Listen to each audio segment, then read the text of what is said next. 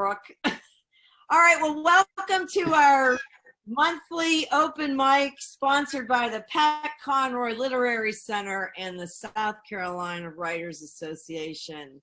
Jonathan is the man at the helm, and I am your humble master of ceremonies, Vivian. So I got my lineup from you guys signing in. So we're going to start off the night with Miss Ginny Hall-Apicella. Apicella. Thank you, Apicella. Just Ginny. Hey. You can do us the favor. It's a 3-minute read, everybody. Don't forget about that. I didn't put it in the email. So this may go a little bit over, so cut me off if you want to. I'm trying not to be that person. Okay. So, all right. So I'll start so I can. This is actually, if people were here the last time, I did a chapter from the novel that I'm writing. It was about this family on the Atlantic Ocean, and there's a storm, etc. So this is the prologue to this book, and I had to edit it down a lot to get it to fit in. So here it goes.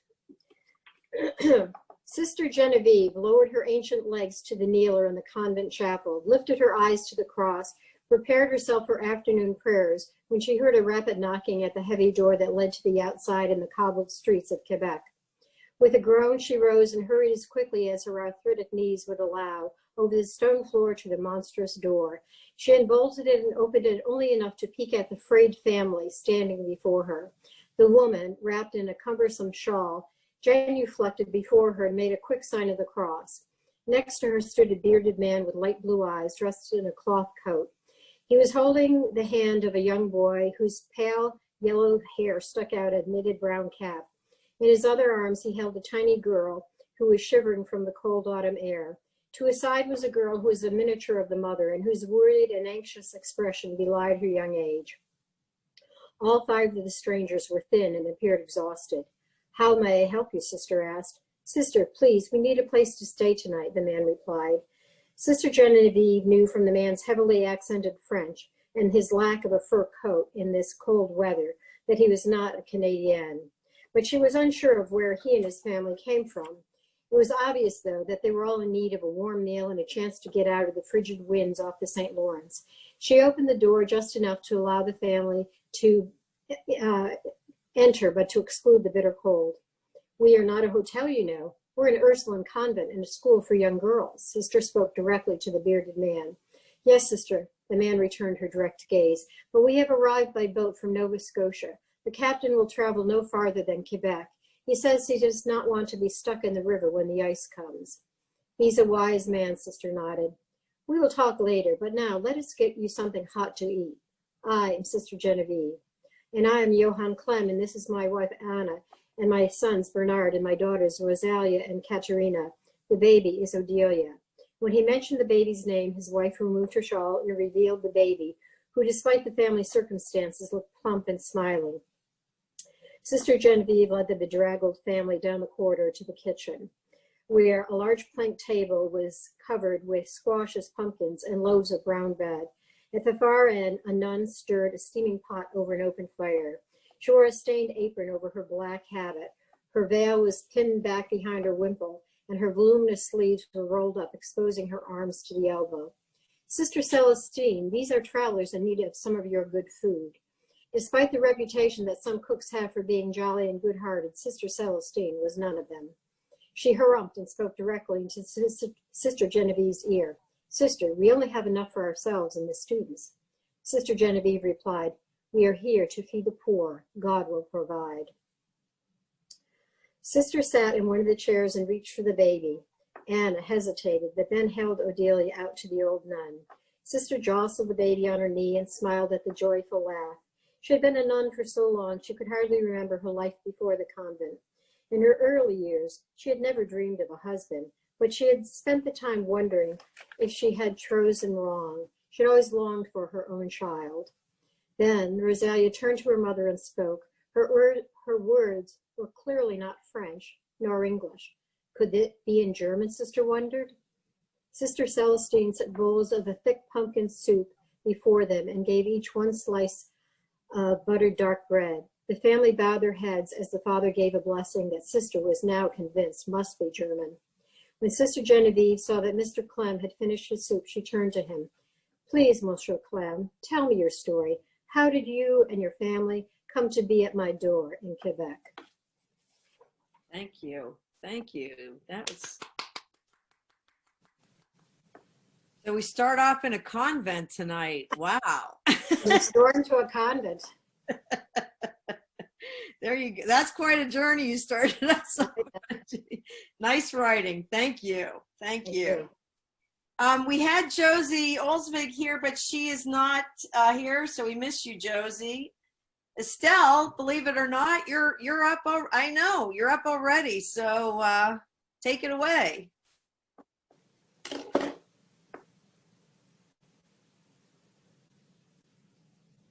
You're on mute. You're on mute, sweetie. Yep. No problem.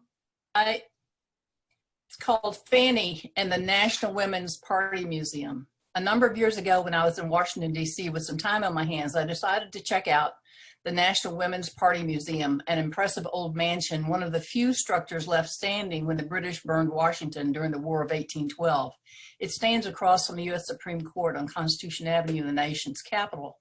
I walked in on a winter day that held few visitors for the large home. I was approached by a docent, a military officer, who showed me through the vast rooms.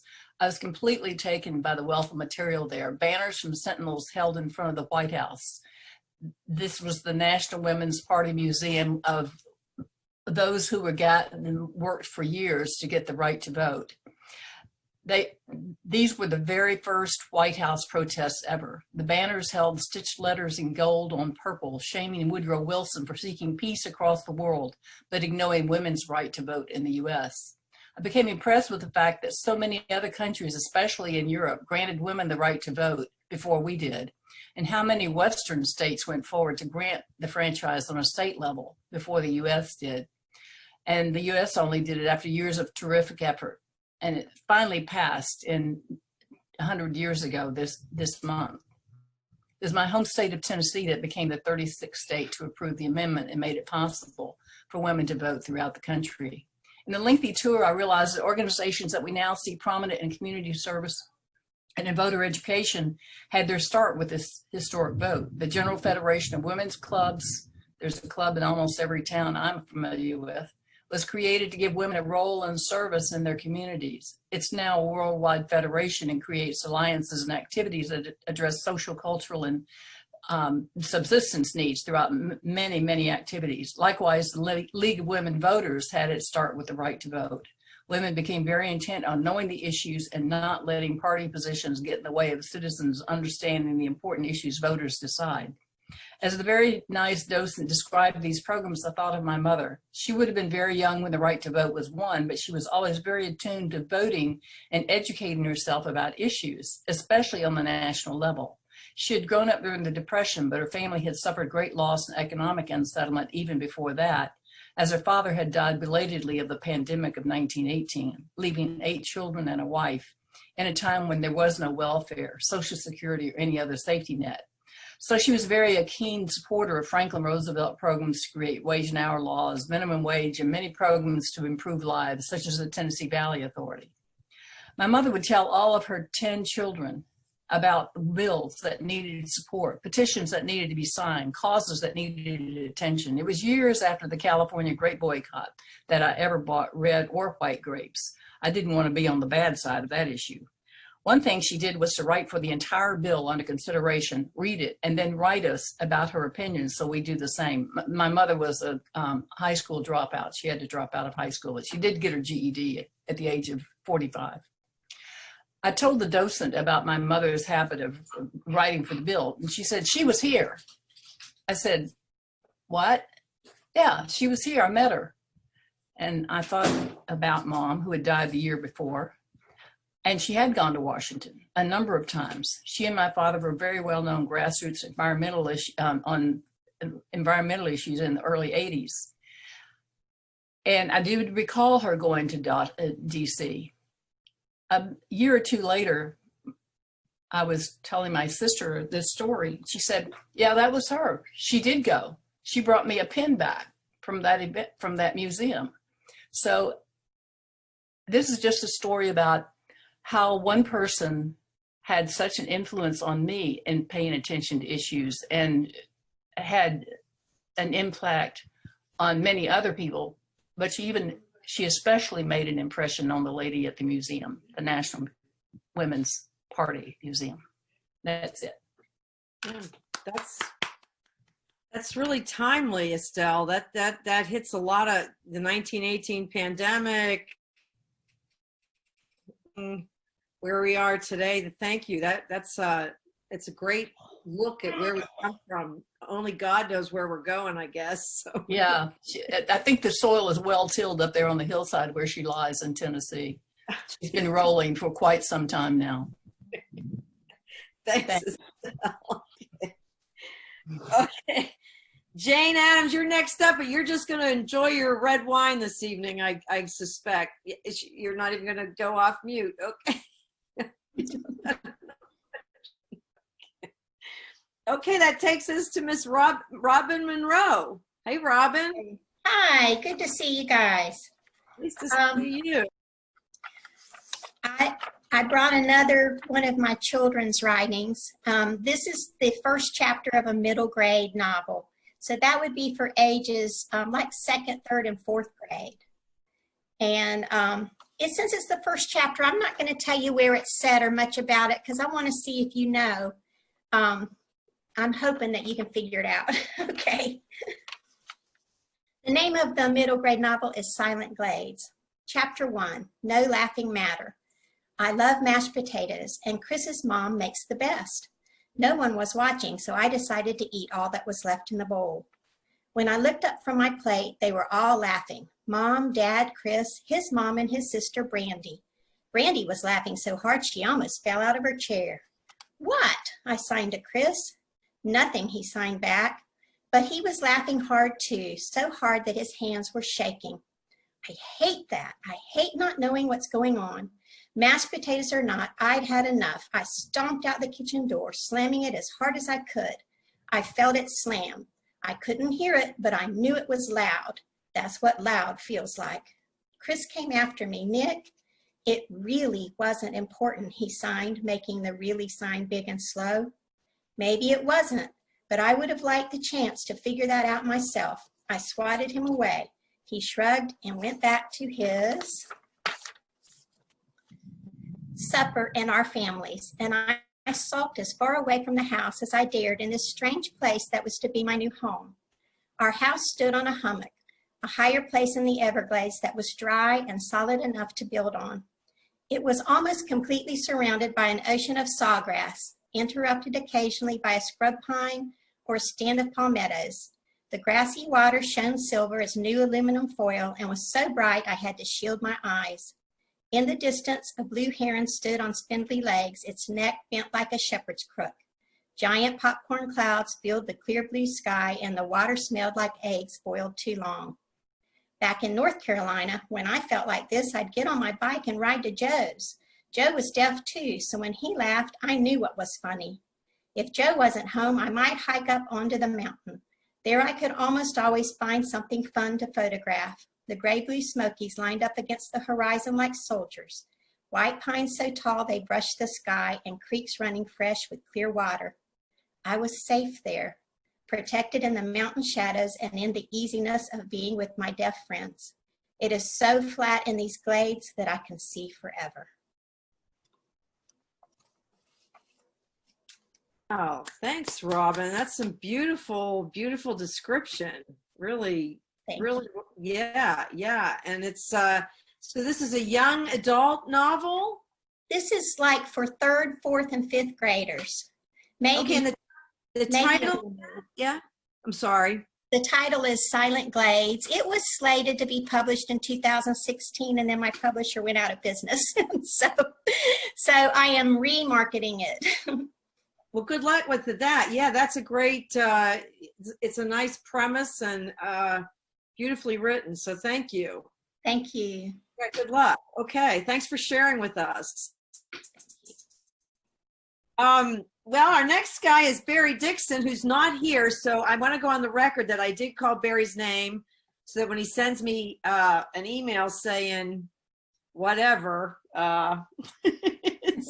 want to send our congratulations to Barry for getting his poetry published, and we'll recognize him here. So, speaking of poetry, Miss Emily Davis Fletcher, would you like to honor us next, please? Hi, yeah, thank you. So it was just my birthday, like the 1st of August. So this is an old poem I wrote 7 years ago after my birthday. So if you can do math, you will figure out how old I am. All right, so this is titled Turning 30.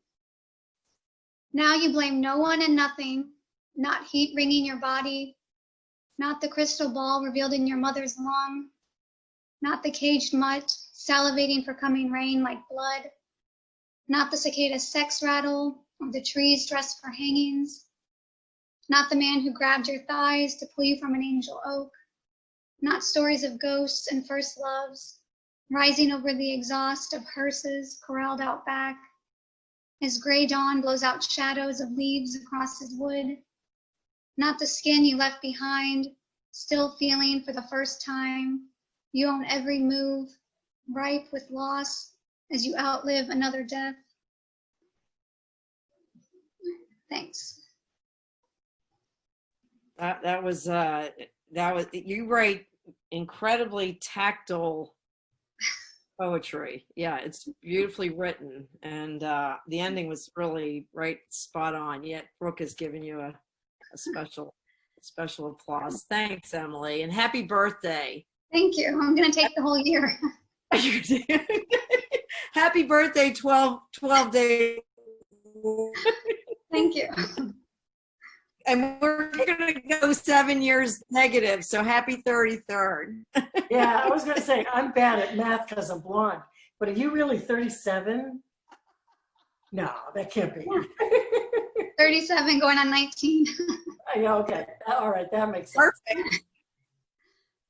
All right, so we have a newcomer tonight, John McShane. And I think you're joining us at the invitation of Ms. B there. She said that you've got some stuff. Now you're on mute, John, just so you know. So you're going to have to get off of mute and talk to us a little bit about what you're going to read this evening, please. Or not. Yeah, I know you're wet. You're trying. Jonathan, maybe you can help. Jonathan's going to give us a hand. No, yes. No, he can't. So John McShane, you got to unmute down in the left-hand corner of your screen. It says mute. I think I just made Perfect. it. We gotcha. Great. We gotcha. Yes, so thanks for inviting me to read. If you like this little piece, you can say thanks to me. If you don't like it, look to Ginny, because she was the one that got me involved. I wrote it last Saturday after I had a nice swim out at Harbor Island, and so it's called Salt Water. I took a swim today at the beach, salt water. I do this quite often by myself. And when I do, when I am neck deep in salt water, I am not 67 anymore. Salt water lifts me up and supports me. It saps the tension from every part of my body, my being. It focuses my mind on wavelets washing over me, on pelicans, if I am lucky, skimming by in formation just above the surface, on ever-changing clouds, wisps expanding and contracting against a blue sky, on the warmth embracing my shoulders and the cool at my feet. Salt water soothes away aching muscles and stiff joints. It relieves me of all weariness. There was no tennis elbow, no torn meniscus, no pulled back muscle. Not today, not in salt water. I was in for an hour, fingers and toes shriveling. I wasn't really swimming. I was bobbing, treading water, floating knees up, dead man floating, treading, kicking every now and then, and diving under to feel the cool water below. I was admiring the array of colorful umbrellas and the equally colorful metal roofs on porch-bedecked beach houses beyond. And yes, I spied a colorful bikini or two, well-dressed. You may think me old, but in salt water, I am not 67 anymore. I took a good long swim today in salt water. I was not thinking about politics, work, the stock market, or coronavirus. Donald Trump wasn't there, nor Joe Biden. I wasn't worrying that Black lives matter or all lives matter. The question of what does defunding the police mean anyway never crossed my mind. I am worried about kids and teachers going back to school, but not today, not in the salt water. I was not carrying the weight of the world today. I was weightless in salt water. I took a swim today, like many days. When I do, I am not 67 anymore. I am entering a time machine that transports me 50, even 60 years back. I am not 67 anymore. That boy over there, knee deep, trying to jump onto a plastic raft and falling back into the water, that's me. That one with the mask over there, that's me, hoping to glimpse a baby flounder or sea robin on the sandy bottom. That's me with the net over there, the one sneaking up on a buried blue crab that thinks I can't see his eyes poking out of the sand. I am that one with the depth gauge on my wrist, testing how deep I can dive. The time machine that is salt water transforms me into Aquaman. Yes, it's true. Today I was Aquaman, and I was not 67 today. Never am in salt water. Thank you. Yay. We're so glad you joined us, John. That, Well done. yeah. Thank you, Ginny. And John, yeah, that, I think that gave us all a little bit of a break. And that was a good follow-up to Emily's poetry on her birthday, and then you're not 67. That's right. I'm not 37 though. Yeah, nor am I. Thank you. Thanks, John. Nice writing. Come back. Write some more and come back. Thanks, appreciate it. Yeah, we'd love that. Okay, it's the infamous Brooke McKinney featuring Abbey, who's not reading, but just looking lovely behind Brooke, and we don't see Jane more. So you're up, Brooke. You're on mute. You're on mute. You're on mute, Vivian. Okay. Sorry, I usually have it printed out and I can see better, but the printer's not working. I don't have much context for this, I guess, except that if you were here last time, I read the opening chapter and it was about my stepfather Frank and dogs and all that stuff. And this is like the last few paragraphs of the book, or kind of near in the book. Anyway, he's going to have a major surgery that the doctors aren't sure if he's going to live from, and so we are going down to the room where he's going to have surgery, and we're getting the elevator, and I have the remains of my dog that had passed away recently, and which I carry around in a box everywhere I go. So anyway, this is us at Emory Hospital. Hold on. Sorry. Okay. Frank stared down the elevator door as we descended. Fluids pumped into his arms. His veins were raised and dark, running along his paper-thin skin. Along his knuckles were brown stains of years and years of life. The same hands he once played marbles with and picked tobacco. The same hands that shot an M60 and smoked cigarettes. The same hands that petted Maurice along his beautiful thick red coat. The hands that positioned 2 packs of Winstons a few inches apart on our old kitchen table, then wiggled a lighter between the 2 packs as he whistled. That's how he taught me how to parallel park. The hands that grabbed a hold of mine at a swing dancing theme party for my mother's work. I was 12 years old as he showed me the basic steps to the Lindy Hop. My blue poodle skirt fanned as I twirled on the tip soles of my white kids. He wore khakis and a white button down, swinging his narrow hips side to side, feet scooting across the hardwood floor, so fast I couldn't keep up. How he smiled as he swung me between his legs, his hands squeezing mine so tight. It was all I could feel. My stomach bent from fear that he might let go, but he never did. And as he pulled me back through, for a moment, I was mid-air, somewhere between terror and joy. I landed on my feet as we both bent over in laughter, surprised at our success. He popped me on the shoulder with the back of his hand. "See, you can do anything," he said, before wedging a cigarette between his lips and stepping out the back door. I reached through the cold railing of the bed and grabbed Frank's hand. He squeezed mine, tapping his calloused fingers.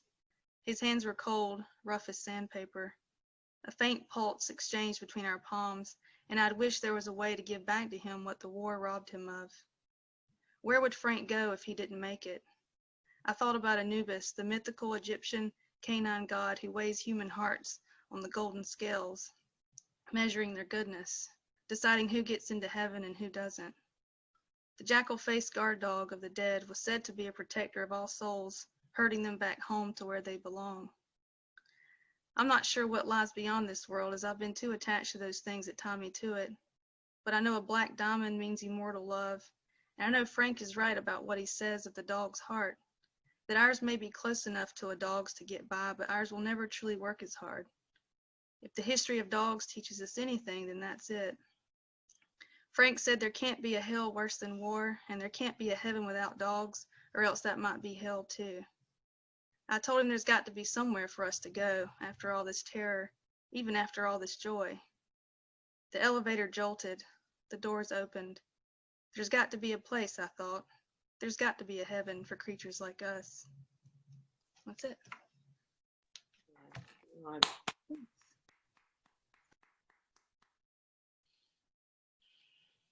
I don't have any words for that. It's fabulous, Brooke. Yeah. You're on mute, Vivian. No, I'm not. It's gorgeous, Brooke. It's beautiful. It's heartbreaking. It's just amazing. Thank you. Thank you, Donna. Thanks for listening. You're welcome. No, thanks for reading for us.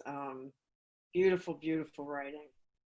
So your buddy behind you doesn't have anything? She didn't bring anything? I have a little flash nonfiction I can read.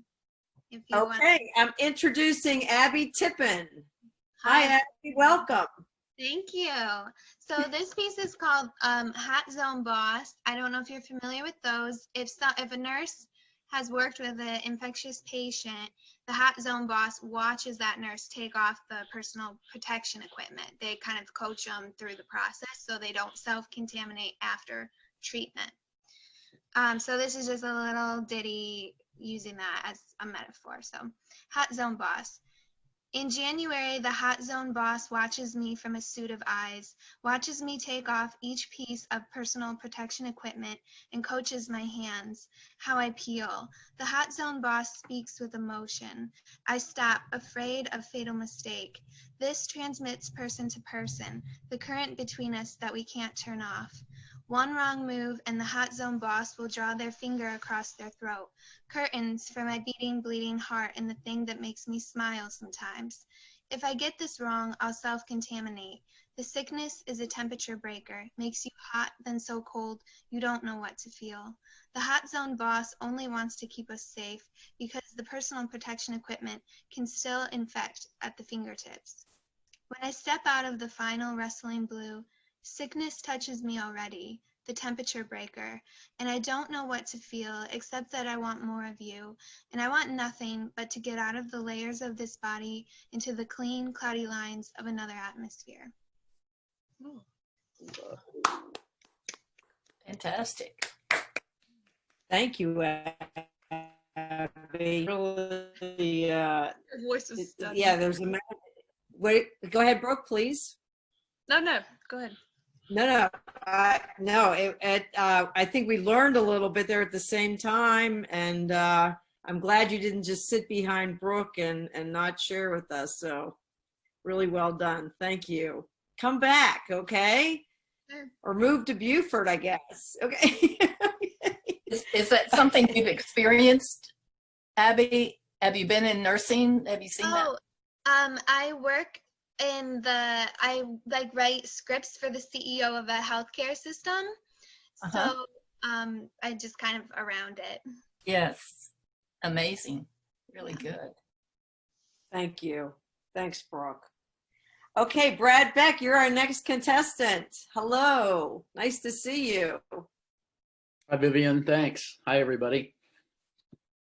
So I have a short story that's fresh out of my head, but I have to tell you, it was inspired by Brooke's recent structure seminar just a couple weeks ago, when I learned about objective correlatives. Did I even say that right? I didn't know what they were. I didn't know I had one, but I do, and I think I found it. This is about 800 words. I think this would be creative nonfiction, mostly creative, but based on some real life experiences. Okay, so I'm going to read about half of it so I can keep in time here, and maybe skip to the last paragraph. So I called this holistic, and that's HOLISTIC, holistic. It happened in an instant, but time shifted to slow motion at the moment I knew I had really fucked up. Even the ominous roar of the raging whitewater about to consume me went silent. I was going in. In that nanosecond, my mind streamed through a lifetime of warnings. 3 kayakers have been killed in this hole, slaughtered, bodies ripped apart and skewed against rocks. Experienced paddlers dead. The infamous whitewater hole had earned its name, Meat Cleaver. Most of the river volume squeezed into a narrow chute and dropped 15 feet straight down into a raging circular upstream churn, so intense it could circulate an unfortunate kayaker around and around like a sock in a spin-rinse cycle. Any kayaker losing his or her bravado temptation to paddle too close would come out with less meat on their bones if lucky, or at worst, not come out alive. We were all full of bravado, laced with overconfidence in the immortality of our youth that bordered thinly on stupidity, all of it driven by raw passion for running the wildest whitewater rivers we could find. So whitewater kayaking was new to the paddling world in the 70s, more than 40 years ago since my meat cleaver slaughtering. It was considered a crazy fringe sport, and we embraced our fringeness with cult-like fervor. The risk was an addictive drug that we frequently mixed with other recreational pharmaceuticals for synergistic effect.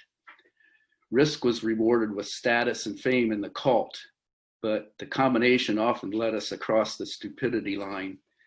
I knew I'd crossed that line as I lost control and was being savagely swallowed by the ferocious hole.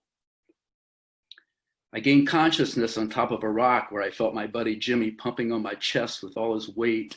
I remember the terror in his eyes and the sizzling sound all around me as the whitewater released all the air it had captured in the boiling hole. As my mind and body reconnected, I saw bones sticking out of my forearms, surrounded by skin and flesh, looking like torn scraps of paper that had accidentally went through the wash. As if my mind knew that the sight should kick into an excruciating pain, it did. Blood was flowing from the cracks in the rock as Jimmy's hastily made t-shirt bandage could not hold the volume. My gashed helmet became a talisman that I kept for the rest of my life. Like a devastating breakup with a lover, my undoing with meat cleaver left me broken physically and emotionally, but the driving whitewater passion was somehow energized. I couldn't wait to love again. So I'm going to skip down to the last paragraph and leave you totally confused, I'm sure. Although barely able to hold a paddle, the river was still my refuge and my thread of remaining life force, all that I ever wanted. Gratitude and peace soothed my being as the river narrowed and the current accelerated. I dropped my paddle and watched it disappear. The sound of meat cleaver's furious turbulence went muted, and my kayak seemed to stop for an instant as I removed my helmet and slipped out of my life jacket. Yay. You're a terrific writer anyway, Brad, but the combination of you and Brooke together was really well worth it for all of us. That's a non-fiction, right? This is real. Well, there's it's a creative, but yeah, based on some life experiences, yeah. All right. Well, we're glad you're here with us. But my arms are okay. Okay, that's nice. Okay. Thanks, Fred. That was really, thank you very, that's great. That's great. Thanks. Bring more. Bring more. Next up is John Williams. Hey, John Williams. Hey, Vivian. Hi, everybody. Brad, that's a tough act to follow. I'm going to read just from my novel, Pocataligo Point, which some of y'all may have heard of. And this is from the point of view of a 5-year-old. They're on their working plantation, Pocataligo Point. He's with his father and his uncle and his grandfather, and they've just finished a formal kind of dove shoot and a impromptu shooting match. I rode back to the big house with Granddaddy in his Model A truck, and Daddy crawled in with Uncle Jeff. Granddaddy always let me sit in his lap and steer once he got the contraption fired up. It cranked almost like that airplane that did the crop dusting last spring, except it didn't have a propeller. Granddaddy was teaching me how to do it. First, you had to push the spark control all the way up, then you push the hand throttle halfway down. After that, you reach across to the passenger side and turn the gas valve to open and turn the choke valve all the way. Then you switch on the ignition switch, make sure it's in neutral, and push on the foot starter. Once it cranks, you start driving, but you have to keep adjusting those valves. I hadn't learned that part yet, but I sure like flying down those little dirt roads that connected to different fields and pastures. Problem was, you had to slow down every time you got to a different pasture because of the cattle guards. Now, cattle guards is some metal pipe stretched flat across a ditch that keeps you from having to jump out and open a gate every time you want to cross to another field. You'd think one of those big old cows would just jump across this, but they didn't. Granddaddy said that out in Texas, some farmers didn't bother with the pipes. They just took some white paint and painted stripes across the ground, and the cows wouldn't cross. He said a man could learn something from that, but it took me a while before I caught his meaning. That was the thing about Granddaddy. He had lots of stories that meant something else.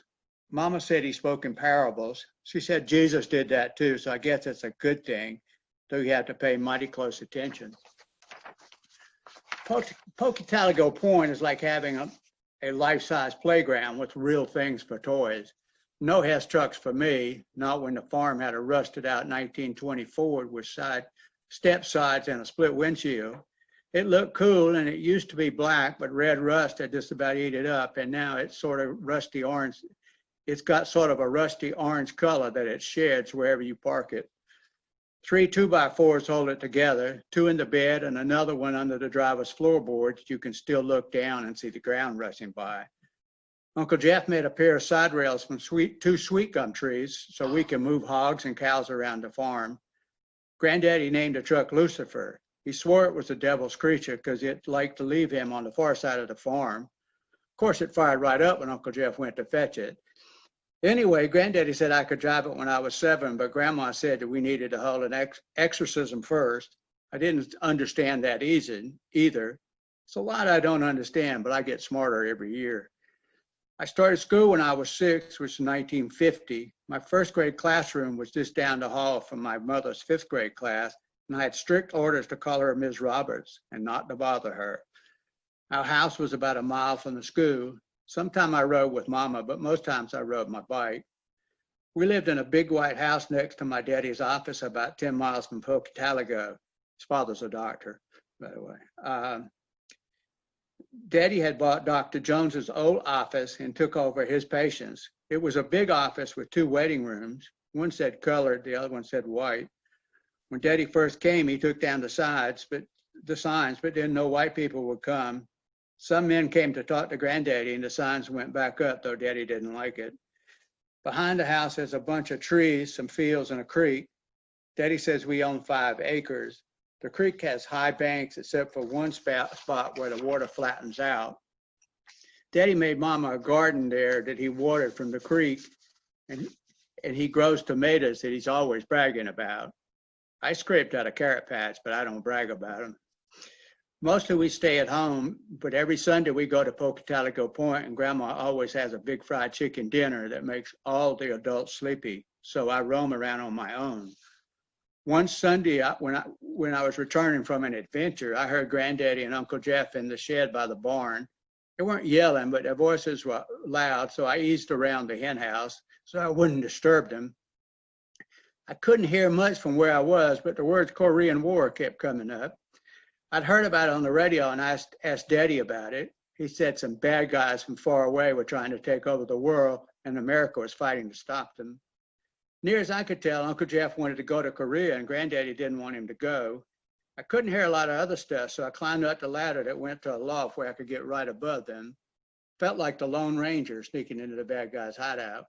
When I got into position, Uncle Jeff was talking about how he'd left the Army to help on the farm, how much he hated farming, and that they wanted him back and he was ready to go. They said a few other things and headed back to the big house. When I got there, Mama and Grandmama were crying and Uncle Jeff and Granddaddy were huddled together at the dining room table. Daddy said we needed to go and everybody followed us out. I'd hate to be Jeff, my father said as we backed out.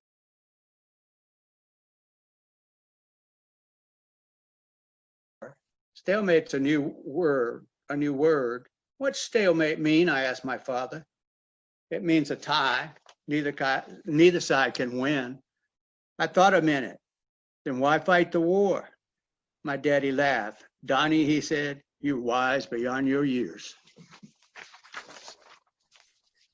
That's some really, really captivating writing, John. You got it. Thank you. Yeah. You Thank keep you. us right. You keep us really centered here. So that's and the voice of the 5-year-old is well done. So thank you. Thank you. It's close. It's good. I'm going to think about, no, it's good. Okay.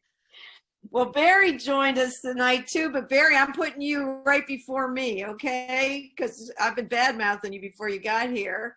But we're going to let Donna Keel Armour go next, and then you'll follow Donna. Cool? I finally figured out the passcode. Sorry, I'm Okay. late, folks. That's okay. We're glad you're here. All right, Miss Donna, you want to pick it up? Yes, I do. This is just a piece that I wrote. It's not very long. I want to submit this for Veterans Day, which is coming up sooner than we know. It's a tribute to my husband and all veterans. He wipes down the stovetop, having first removed the burner grates. His left shoulder droops, revealing an awkward broken wing effect to his arm, a result of total reverse shoulder replacement last year, and also when he's tired. His body swings back and forth to the rhythm of cleaning the stove's surface. He replaces the burners and stands silent, staring off into some distant land of his mind. Eventually, he finds focus, moves to the sink and rinses out the cloth. He drapes it with precision and then opens the cabinet door. His hand rattles around among the contents until he pulls out a bottle of bleach from the depths. He's fastidious about bacterial contamination. Every night he bleaches the cutting boards, red for meat, green for veggies, white for everything else. Always bleaching, cleaning, protecting, and keeping me safe. He's a soldier, retired with solid memories of pain, suffering, screams of horror ringing in his ears. He never complains because he's seen unspeakable acts, death more than once, indescribable fear on young faces, all confronted by him with a warrior's calmness, a steady hand, and you're going to be okay, soldier, as the last sobbing breath is released. He was 42 when we met, tall and dark, hair barely touched by gray, hazel eyes, shoulders at attention. A man of few words, but a man of complexity. He was searching for redemption in a world that didn't care, had in fact turned its embrace away from this man and the others who straggled home from the jungle, one by one, no brothers in arms for protection when protesters spit, hurled stones, waved accusatory placards in the faces of the returning soldiers who'd left their youth and innocence in Vietnam. He had followed orders. He'd been proud to serve his country, the same country that turned away. He considered suicide. He slept with a gun always under his pillow because for years after his return, his fears were too great to live without protection. Firecrackers, backfiring cars, slammed doors all hurled him to the floor, arms covering his head. Confusion tread on his heels, stalking him to mistrust his own thoughts, pushing him outside the circle of family and friends. He distanced himself from the familiar, afraid the person he chose to love would die or ultimately betray him. We found each other, our intense battle scars not so different. We reached across the divide, clasping hands, choosing to walk together for the rest of our journey. Years have passed, years of grace. The memories of pain, the nightmares, and the fears ebb and flow. Most wounds have healed with daily acts of kindness, acceptance, and forgiveness. Now the minutes of our lives dwindle. We see the end, although we don't embrace it. He rinses the cutting board, every movement deliberate, practice, done 1,000 times. The familiar giving him sanctuary. The overhead lights cast multiple halos around his silver hair, slightly thinning on top. He stretches, attempting to straighten his misguided shoulder. He fills his wine glass, makes sure the door is locked before easing himself onto the sofa.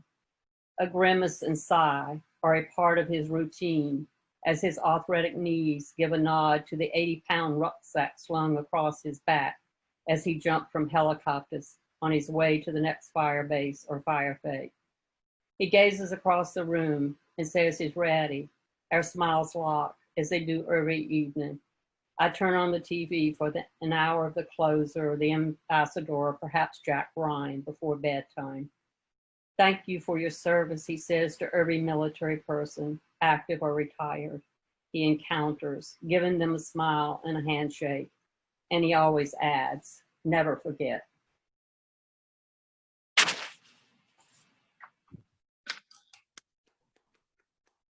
Well done, Donna. Thank you. Thanks for the reminder. And thanks for sharing part of your, that was beautifully written. Thank you. I'm afraid to let Barry follow you, but that's who's going to follow you because I have no idea what's coming next. So, Mr. Dickson, you're up actually. So you squeaked in here right at the right time.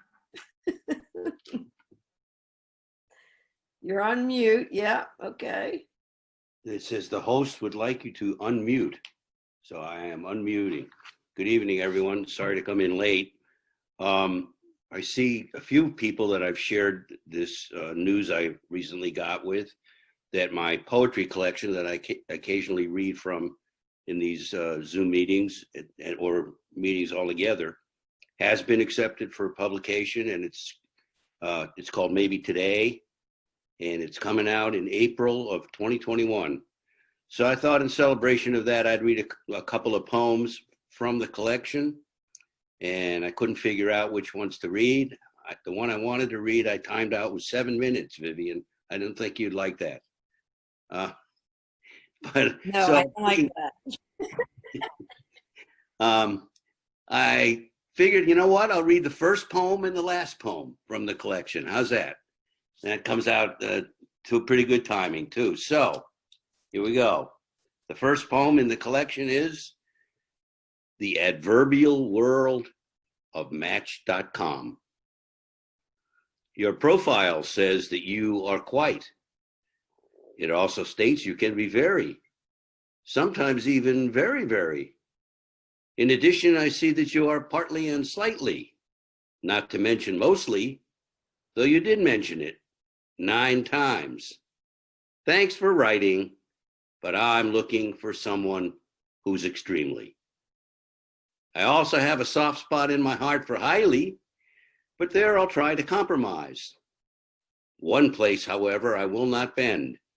You mentioned several times you never. Forgive me, please. I'd like someone who at least occasionally, and frankly, even at my age, I wouldn't mind a mate who often. Thank you.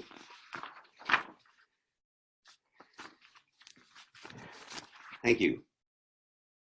I see a lot of clapping, but everybody's muted, so I'm going to assume it's real clapping. And this is the last poem in the collection. There are 24 poems in the collection, and this is how it ends. And I picked the year 1945 because of its alliteration. Has nothing to do with the year I was born. Honest, well, sort of honest. Barry Dickson, 1945, dash. The instant you are born, you get a dash. A reminder the day life begins, that one day it will end. Guaranteed. Joe Jones, 1966, dash. Jennifer Kristen Rabinowitz, 2020, dash. Somewhere in a county seat, a very willing clerk sits ready to write a year to the right of your dash. Michael Jackson, 1958, dash, 2009. You cannot have your dash removed. There are no dashectomies. You cannot get rid of your dash by living a good life. Sorry. One man does not have a bigger dash than another man. Rich people cannot cheat death by buying more dashes. Warren Buffett's dash is identical to the dash of the bag lady you passed on your way to work this morning. Nothing personal, but your dash is worthless. You cannot sell it for 1 penny or auction it on eBay. Are you a Christian? You cannot be saved from the dash. A Jew? 5,800 years of history have not removed one single dash. A Muslim? All the passion and intensity on earth will never delete your dash. A Buddhist? You have gained great wisdom. Guess what? You still have a dash. So as long as there is an empty space to the right of your dash, enjoy, live, love, learn, and be nice to that other guy. Because no matter who he is or what he's done, no matter who you are or who you think you are, I can assure you with absolute certainty that you both have a dash and a very willing county clerk. Thank you. We're really, really happy for you, Barry. We're really happy. The title of your collection again is? Maybe Today. Maybe Today, and it comes out in April. In April, and it's going to be published by Cherry Grove Collections, part of Word Tech Communications. That we're just thrilled for you. So thank you. Yeah, congratulations. We're really glad you're here with us. So those are incredibly entertaining. Although I don't like being reminded of my dash. So okay, thanks, Barry. Okay, I actually brought a little piece myself this evening. I was in a workshop a couple weeks back, and there was a prompt, and the prompt was what they don't tell you. And so this is just a little piece I wrote called Steel-Toed Boots, based on the prompt, what they don't tell you. What they don't tell you about being a woman selling water treatment chemicals back in the 80s is more than you want to know, but I'll go ahead and give you a peek. First, you're one of only a handful of women in manufacturing. You're going to hang out with men ranging from 18 to 70 years of age. The 18-year-old kids are in the paper mill or kaolin mines because for some reason or another, they won't or can't go to college. The 22 to 40-year-old men are engineers or tradesmen, some sharp, others boring, getting their start or trying to get ahead, get laid, or just get a life. The older guys are usually gnarly. Many have been walking around with tool belts strapped to their hips for too damn long. Maybe they're union, maybe they're management, maybe they've been married. Of course, I'm getting texted right in the middle of this. Maybe they're union, maybe they're management, maybe they've been married and married and married and still think they're hot. Maybe their kids are grown, or they just need to hold on until they can get them through college. Then they can retire. Every once in a while, there's the man that will actually take time to teach you something, explain how slurry becomes refined white clay, how pulp turns to paper, how molten red-hot iron becomes steel. In the meantime, you twist your long brown hair into a bun and stuff it under your hard hat, put on your jeans and hope you look good, but not too good. That your shirt with the company logo fits in a way that makes you look professional, not too tight, not slutty, and not transparent when you break into a sweat in a boiler room on a July day in Georgia. Steam rising from the floor, condensate dripping from pipes running the length of the ceiling, and chemicals seeping from a feed pump, sitting on a 55-gallon drum onto the floor all over your steel-toed boots. They don't tell you about all of this because you wouldn't take the job, be a name on a corporate spreadsheet titled diversity quotas. You wouldn't accept the challenge of sitting across the desk from a purchasing manager named Roy who asks, "Are those real?" as he lets his eyes drop from your eyes to your breasts. And you wouldn't have the chance to make a presentation to Carl, mill manager, to explain your calculations and how you can save him money by cycling up his cooling water to its saturation point before he blows it out into the river. They don't tell you. You find out for yourself, and you find out by diving in. That's it. Okay, yeah, thanks everybody. Okay, I have the great pleasure this evening of introducing a man I've come to know and care about very, very much, even though he doesn't like my middle initial. MacIlroy, John MacIlroy. Mac, who calls himself a fully recovered attorney, left the world of law, business, and adjunct teaching to try his hand at writing in retirement. His first work was a co-authored collection of mostly true stories titled Not Exactly Rocket Scientists and Other Stories. Earning a nod from both Pat Conroy and Tony Dow, who played Wally Cleaver on Leave It to Beaver, the book followed the misadventures of three boys who didn't try to screw up everything as kids, they just did.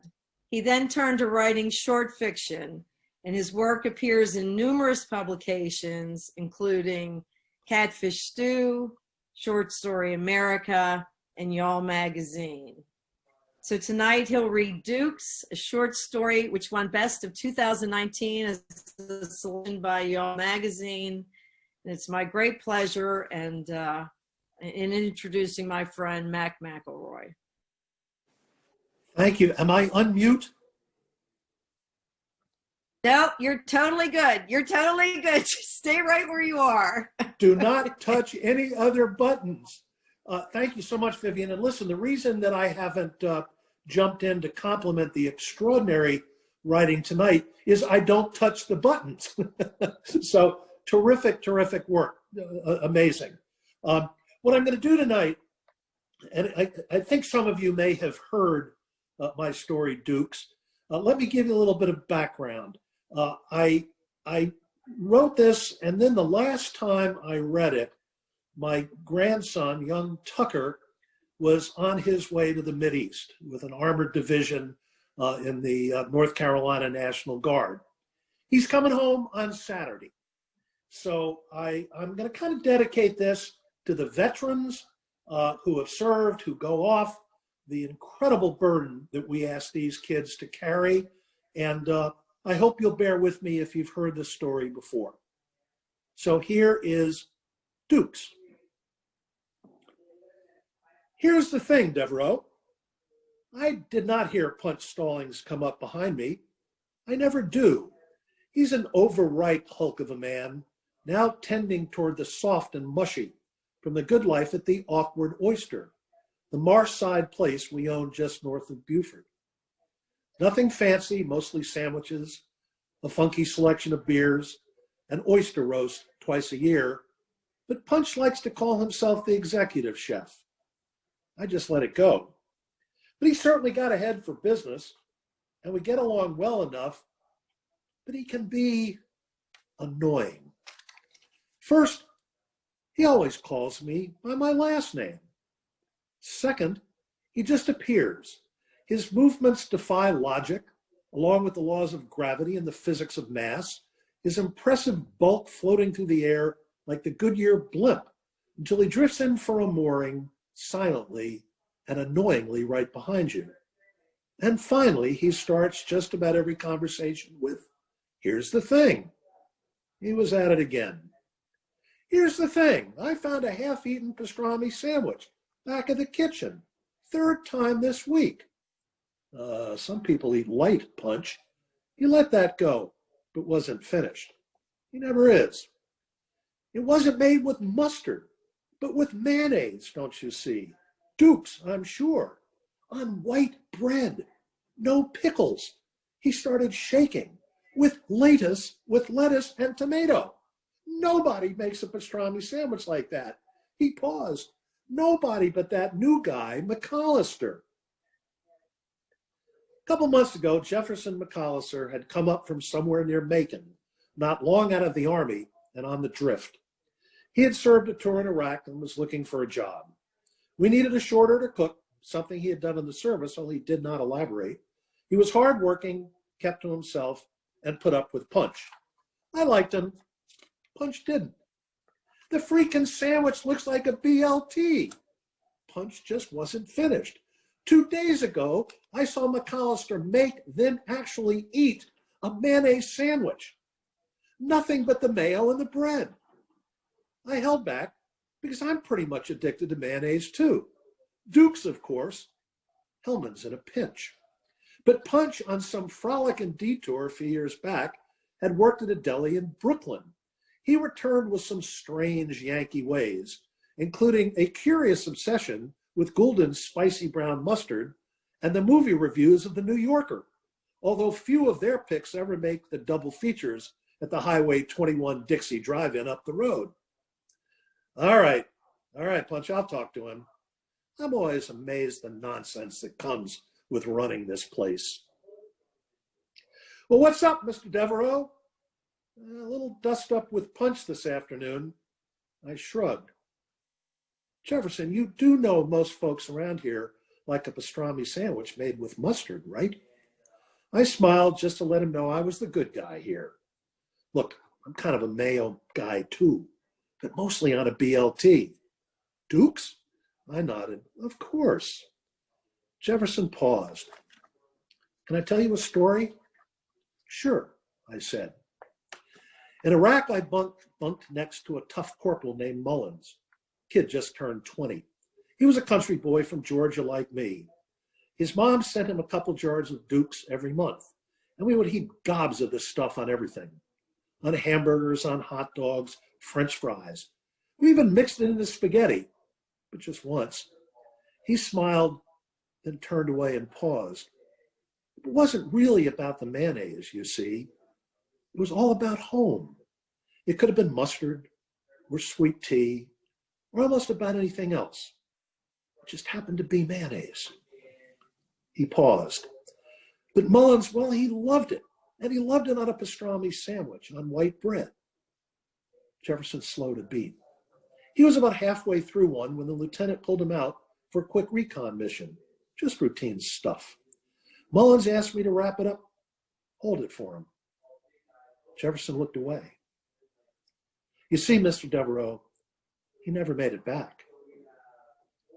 I didn't know what to say, so I said nothing. Now, every day I can, I make a pastrami sandwich. I go heavy on the mayo and load it up with other stuff we didn't always have over there.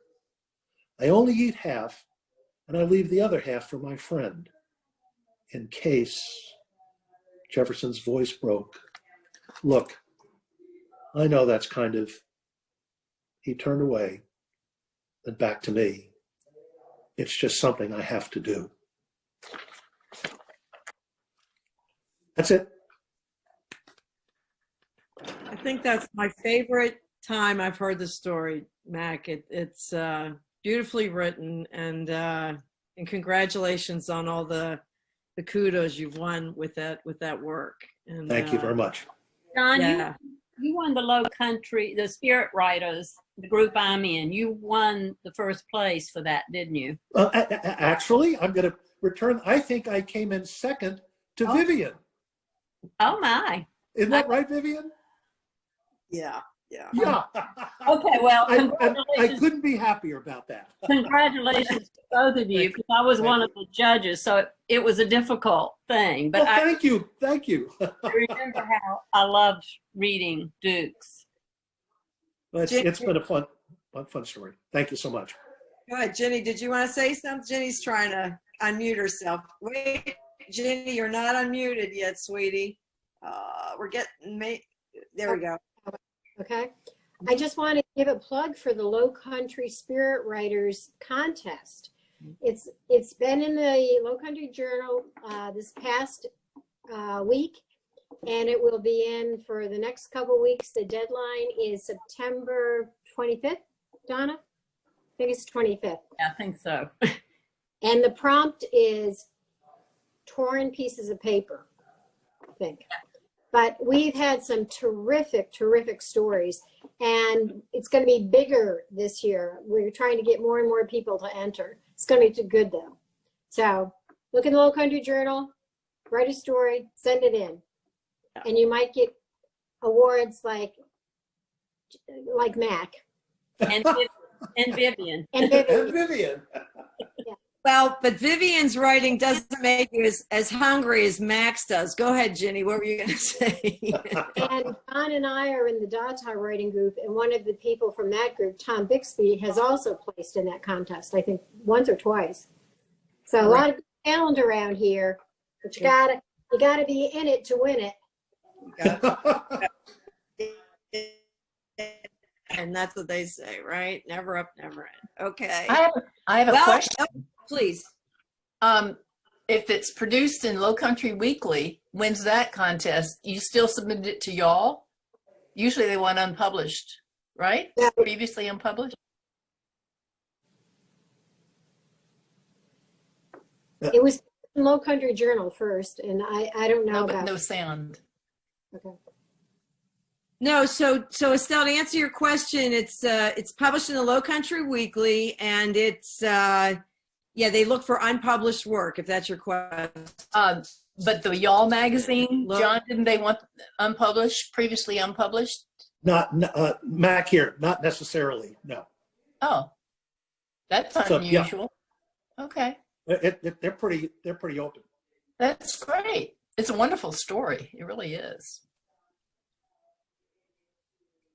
So I haven't had dinner yet. Now's a good time to go get some Duke's mayonnaise and pastrami, care of John MacIlroy's writing. It's been a wonderful night. Our next open mic is September the 10th. September the 10th is the second Thursday of next month after Labor Day. So you got all Labor Day weekend to work on your next beautifully polished piece of writing. Say that fast 5 times. And we'll look forward to seeing you. Jonathan, thanks for hosting us and pulling us. Yes, Miss Donna, did you want to say something? Yeah. Say one thing for everyone that's working to be published, for those that are published, this is a great group to read your work with, but also if you've bought our books or thinking about buying them, please write reviews. It's so important to authors to have your work reviewed. So I'd just appreciate that if you would consider that. And then a plug, buy my book. Vivian? Yes. I have a plug. Now we're plugging. Not exactly rocket scientist. With an overwhelming sales of about 28 copies in its first 2 years, they've re-upped us for 2 more years. So go to Macintosh or Nevermore or eShaver or any independent bookstore. We love them. Although you can go to Barnes & Noble and you go to Amazon. But we're going to try it for a couple more years, see if we can pay for the paper. Sounds good, Jane. Jane, yeah, did you want to add? Yeah. I wanted to do a shout out for the Bluffton Book Festival, which will be starting its first event September 17th with a fiction panel that Beck is part of. And then there's a memoir panel. There'll be September, October, November for a whole 3 months. There'll be fabulous, all virtual events. Panel on fiction, a panel on children's literature, panel on memoir, of which Estelle is a part, and so is Donna, keel armor, and what am I missing? Thriller and mystery. And our own Martha Weeks is part of that one. So wow. a lot of people that we know are in it. And then we're having 6 workshops, part of which is the wonderful, Jonathan is bringing us a wonderful event with the Garrett, father and son, who did Spellbound Under the Spanish Moss. And that's going to be a whole evening. That'll be a free event. That'll be fabulous. And our own Brooke McKinney is also bringing a workshop. And there are several other workshops going on, but the big one that just got announced is Edward P. Jones, who won the Pulitzer Prize for The Known World. He's great. Is going to be doing a workshop on short stories and inviting people to submit short stories and then work with you on them. They're also going to have Pitch-a-Palooza will be back again by popular demand this year, which is an excellent event with 2 coaches, publishing coaches. Barry was there last year. Mac was there. Catherine Tandy Brown, a whole bunch of us went to that one, and we learned a ton from that. So it's just it's a really amazing event. And Jonathan, you must have some pictures you want to get into. Sorry, I'll unmute now. No, that's great. I'm so glad you mentioned all that, Jane. And we're excited to be part of the Bluffton Book Festival again this year. And I love that Raquel being big and bold and daring and making everything virtual, as the Conroy Center's been doing for a while now too. So yeah, we've got some more things coming up too. Okay. All right. Which I'm not going to plug because I'm. Well, actually, Jonathan's going to send me some information, and I'll make sure we get it out there for some upcoming activities, especially at the end of August. So look for some emails coming from me and from the Conroy Center. And as always, it's just a pleasure to be with all of you, and wish you a very safe rest of August. Let's all just keep our good thoughts and prayers going that soon we can do this live and together. And I wish you a very, very good evening. So take really good care. Okay, guys. Thank you, Vivian. Bye, everyone. Bye. Bye, Donna. Thanks, everybody.